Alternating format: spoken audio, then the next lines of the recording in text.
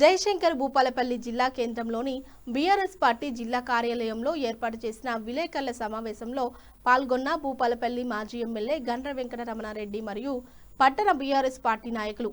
ఈ సందర్భంగా మాజీ ఎమ్మెల్యే గండ్ర మాట్లాడుతూ కాంగ్రెస్ పార్టీ గుండాల పాలనలో సామాన్యులతో పాటు ప్రజాప్రతినిధులకు కూడా రక్షణ కరువైంది.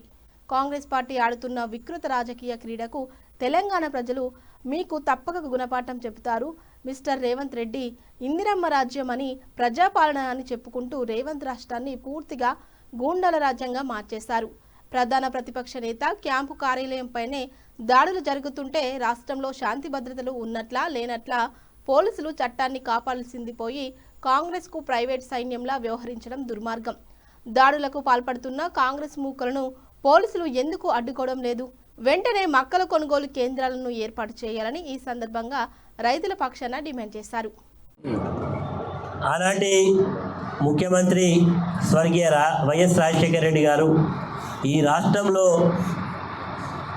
విద్యను బాగా పేదవాళ్ళకు కూడా ప్రైవేట్ స్కూళ్ళల్లో ప్రైవేట్ కాలేజీలలో ఫ్రీ ఎడ్యుకేషన్ ఇవ్వాలనే ఉద్దేశంతో మొట్టమొదటిసారిగా ఫీజు రీఎంబర్స్మెంట్ అనే పథకాన్ని ప్రవేశపెట్టి ఈరోజు చాలా సగర్వంగా చెప్పుకోవచ్చు. ఏ పార్టీలో ఉన్నా ఎక్కడున్నా రాజశేఖర రెడ్డి ఎక్కడున్నా ఆ రోజు ఆయన తీసుకున్నటువంటి నిర్ణయం వల్ల చాలామంది ఇంజనీర్లు డాక్టర్లు చాలా గొప్పగా చదువుకొని ఈరోజు అమెరికాలో ఉన్నారు, బ్రిటన్లో ఉన్నారు, న్యూజిలాండ్లో ఉన్నారు, ఎక్కడెక్కడో ఆస్ట్రేలియాకి పోయిళ్ళు.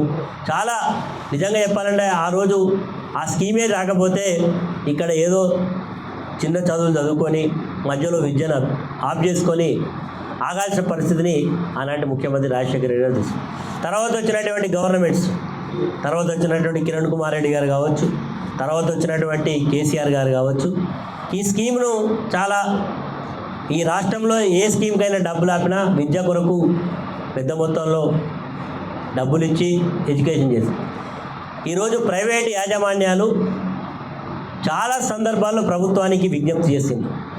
ఒకరోజు బంద్ కూడా చేసిండు. వాళ్ళ యొక్క స్కూల్స్ను కాలేజెస్ను కూడా బంద్ చేసి మేము ఈరోజు కనుక మాకు ఫీజు రియంబర్స్మెంట్ ఇవ్వలేకపోతే మేము కూడా జీతాలు ఇవ్వలేని పరిస్థితులు ఉన్నామని చెప్పి మొరబెట్టుకున్నారు. అక్కడ కూడా ఏమీ రాకపోతే హైకోర్టును ఆశ్రయించారు. హైకోర్టు ఏం చెప్పింది? ఈ రాష్ట్ర ప్రభుత్వం తోలు మందమైంది, దీనికి బాగా అహంకారం ఎక్కింది, పేదల విద్యార్థుల విషయంలో నిరంకుశ అవలంబిస్తున్నది కాబట్టి ఈ ప్రభుత్వాన్ని చెప్పినా లాభం లేదు కాబట్టి వారికి ఒక సూచన చేసింది, విద్యార్థులుగా వసూలు చేసుకొని ఇస్తే వాళ్ళ డబ్బులు వాపసు ఇవ్వలేదు. ఇప్పటికైనా ఈ యొక్క హైకోర్టు ఇచ్చినటువంటి జడ్జిమెంట్ తోటి ఈ రాష్ట్ర ముఖ్యమంత్రికి నేను విజ్ఞప్తి చేస్తున్న పేదల విద్యార్థుల పక్షాన తక్షణమే ఉండేటువంటి ఫీజు రియంబర్స్మెంట్ను కాలేజ్ యాజమాన్యాలతో మాట్లాడి విడతల వారికి ఇస్తావా, ఒకేసారి ఇస్తావా, ఇచ్చి పేద విద్యార్థుల మీద ఎలాంటి భారం పడకుండా చూడయా బాబు. ఒకవేళ కనుక ఇట్లా చేస్తే భారత రాష్ట్ర సమితి విద్యార్థి విభాగం పక్షాన తప్పకుండా పేద విద్యార్థుల పక్షాన మా కార్యాచరణ ఉంటుంది. ఖచ్చితంగా ఈ ప్రభుత్వాన్ని వెంబడిస్తాం. ఎమ్మెల్యేల యొక్క క్యాంపు కేంద్రాలను ముట్టడి చేస్తాం, మంత్రులను గెరావు చేస్తాం, విద్యార్థులందరూ కూడా ఎక్కడికక్కడ నిలదీస్తామని కూడా హెచ్చరిక చేస్తున్నాం.